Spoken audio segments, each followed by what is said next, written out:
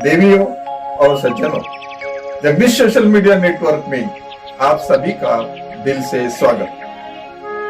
प्रतिदिन के अनुसार प्रस्तुत करते हैं स्वामी वासुदेवानंद जी सरस्वती इनके अमृतमय वाणी द्वारा विष्णु सहस्त्र नाम प्रवचन। प्रथम नमन आपको। जय गुरुदेव। श्री विष्णु सहस्त्रनाम ज्ञान यज्ञ प्रवचन क्रमांक 33, श्लोक क्रमांक 37 और नाम क्रमांक 217। ओम त्र्यंबकं यजामहे सुगंधिं पुष्टिवर्धनम् उर्वारुकमिव बन्धनान् मृत्युर्मुक्षीयमामृतात् समस्तजन कल्याण निरतं करुणामयं नमामि चिन्मयं देवं सद्गुरुं ब्रह्मविद्वरं शान्ताकारं भुजगशयनं पद्मनाभं सुरेशं विश्वाधारं गगनसदृशं मेघवर्णं शुभांगं लक्ष्मीकान्तं कमलनयनं योगिभिर्ध्यानगम्यं वन्दे विष्णुं भवभयहरं सर्वलोकैकनाथं। गुरुर्गुरुतमो धाम सत्यः सत्यपराक्रमः निमिषो निमिषहस्रग्वी वाचस्पतिरुदारधीः। ॐ वाचस्पतये उदारहृदये नमः। ओम तत्सत्। भगवान श्री कृष्ण परमात्मा को भीष्म पितामह जी महाराज निमिषो निमिषः स्रग्वी, पहले उनको स्रग्वी कहा। स्रग्वी का अर्थ होता है जिनके गले में वैजयंती माला है। लेकिन माला किसके कंठे में शोभायमान दिखाई देती है, अथवा माला पहनने का अधिकारी कौन होता है, अब उस वाचस्पति रुदारधीहि नाम से कहते हैं। वाचस्पति उदारधीहि, इस नाम से भगवान को कहते हैं। वाचस्पति ही उदारधीहि माने समस्त पदार्थों को प्रत्यक्ष करने वाली बुद्धि से युक्त समस्त विद्याओं के पति। भगवान कैसे हैं? समस्त विद्याओं के पति है, उदारधीहि, और उतने ही उदार भी हैं। भाष्यकार लिखते हैं वाचो विद्यायाः पतिः वाचस्पतिः सर्वार्थ विषयाधीहि बुद्धि अस्य इति उदारधीहि वाचस्पतिः उदारधीहि इति एकम नाम। वाक अर्थात विद्या के पति होने से परमात्मा वाचस्पति हैं। भगवान की बुद्धि सर्व पदार्थों को प्रत्यक्ष करने वाली है, इसलिए वे उदारधी है। इस प्रकार वाचस्पति उदारधी यह एक भगवान का नाम है। वाचस्पति और उदारधी ये दो नाम बहुत ही मूल्यवान हैं। प्रायः ये दोनों एक साथ नहीं रहते, और कहीं दिखाई दे तो समझना चाहिए कि वह भगवान की विभूति ही है। सर्वप्रथम वाणी का पति होना ही अत्यंत दुर्लभ है। वेद को ही वाक कहा गया है। देवगुरु बृहस्पति को भी वाचस्पति कहते हैं, क्योंकि वे वेदवाणी के ज्ञाता है, अर्थात वेदवित है। भगवान गीता में अपने लिए कहते हैं वेदैश्च सर्वैरहमेव वेद्यः वेदांत कृत वेद विदेव चाहम, समस्त वेदों के द्वारा मैं ही वेद्य माने जानने योग्य वस्तु हूं तथा वेदों के तत्व का निर्णय करने वाला और वेदों को तत्वतः जानने वाला भी मैं ही हूं। सर्वप्रथम तो मनुष्यों के लिए वेद को जानना ही कठिन है, उससे भी अधिक कठिन है कर्म और उपासना, और उससे भी अधिक कठिन है वेदांत का ज्ञान प्राप्त कर लेना।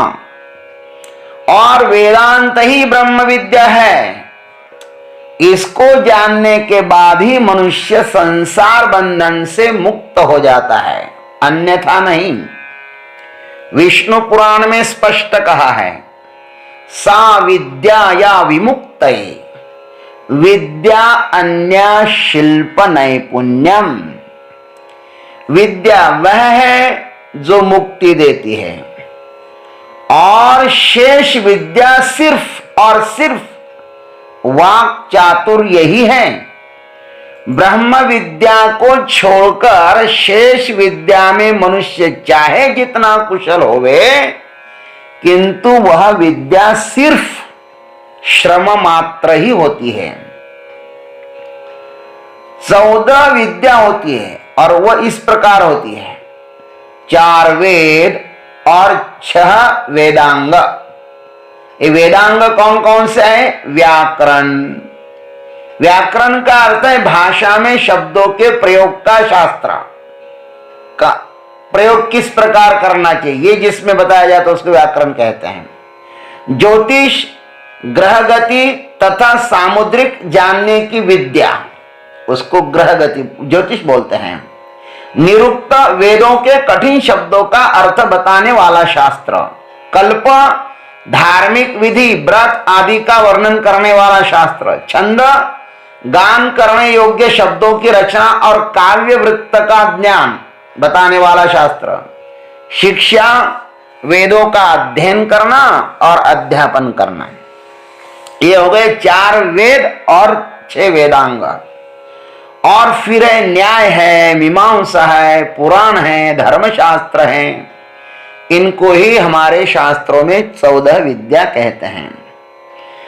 भगवान वाचस्पति तो है ही, किंतु उदार बुद्धि वाले भी हैं। भगवान में सब ज्ञान है, लेकिन वे उदार बुद्धि वाले भी हैं। वे यह विद्या दूसरों को देने के लिए अत्यंत उदार भी हैं, और जिसके पास होता है ना वही देना चाहता है। वह उदार पुरुष वैसे ही देता है जैसे बादल सब पर समान वर्षा करता है। बादल के लिए कोई भी अपना और पराया नहीं होता। महोपनिषद कहता है, अयम बंधुरयम नेति कलना लघु चेतसाम उदार चरितानाम तु वसुधैव कुटुंबकम। यह स्वजन है, यह पराया है, ऐसी गणना तो निम्न कोटि के मन की होती है। उदार चित्त वालों के लिए तो यह समग्र सुविधा ही कुटुंब के समान होती है। इसलिए भगवान सबका ही हित चाहते हैं। देने के लिए वह परमात्मा सदैव तैयार ही है, किंतु इस संसार में लेने वालों की कमी है। दत्तात्रेय भगवान को 24 गुरु मिले, उन्होंने 24 लोगों से ज्ञान प्राप्त किया। देने वाला नहीं, लेने वाला महान होता है। और मैं स्वयं इसका अनुभव कर रहा हूं। मेरे पास प्रस्थानत्रय का, पाणिनि व्याकरण का ज्ञान है, और मैंने ये बहुत ही कष्ट से पाया है। मैं यह भी जानता हूं कि मनुष्य का इस प्रस्थानत्रय के अध्ययन के बिना कल्याण होता ही नहीं, और मैं इसे बांटने के लिए सदैव तैयार हूं, तो भी इसे लेने के लिए मात्र कोई भी तैयार नहीं है। लोग मेरे पास आते हैं, लेकिन वे नश्वर संसार की ही अधिक चर्चा करते हैं। प्राय ज्ञान का जिज्ञासु सहस्त्रों में कोई एक ही होता है। यह अब तक का मेरा अपना अनुभव रहा है। दूसरों का अनुभव इससे कुछ अलग हो सकता है। खैर, संसार से सावधान रहकर अपना आत्म कल्याण कर लेना चाहिए। परमात्मा वाचस्पति और उदारधि भी है। भगवान कितने उदार है, इसके इतिहासों में हजारों प्रमाण हैं। भक्तों की तो बात ही क्या, किंतु रावण, कुंभकर्ण, हिरण्याक्ष, हिरण्यकशिप आदि लाखों वैरियों को भी परमात्मा ने मोक्ष गति प्रदान की है। उनके साथ जिसने शत्रुता की, उन शत्रुओं पर भी उन्होंने कृपा की वर्षा की, महाराज उनको मोक्ष गति प्रदान की। आप बताइए, इस परमात्मा के समान उदारधि और दूसरा कौन हो सकता है? ऐसे वाचस्पति उदारधि परमात्मा को हमें आंख बंद करके शरण जाना चाहिए, क्योंकि इस प्रकार के ज्ञानी व्यक्ति ही हमारा कल्याण कर सकते हैं। कल्याण करने की क्षमता इनमें ही है। इसलिए यहाँ पे भीष्म पितामह जी महाराज भगवान को बहुत सुंदर नामों से संबोधित कर रहे हैं। वाचस्पति उदारधि। ओम तत्सत। जय गुरुदेव, जय जगदीश्वर, जय जय महाकाल। अभी आप सुन रहे थे स्वामी वासुदेवानंद जी सरस्वती इनके अमृतमय वाणी द्वारा विष्णु सहस्त्र नाम ज्ञान यज्ञ प्रवचन का अगला भाग लेकर कल सुबह फिर उपस्थित होंगे। हरिओम।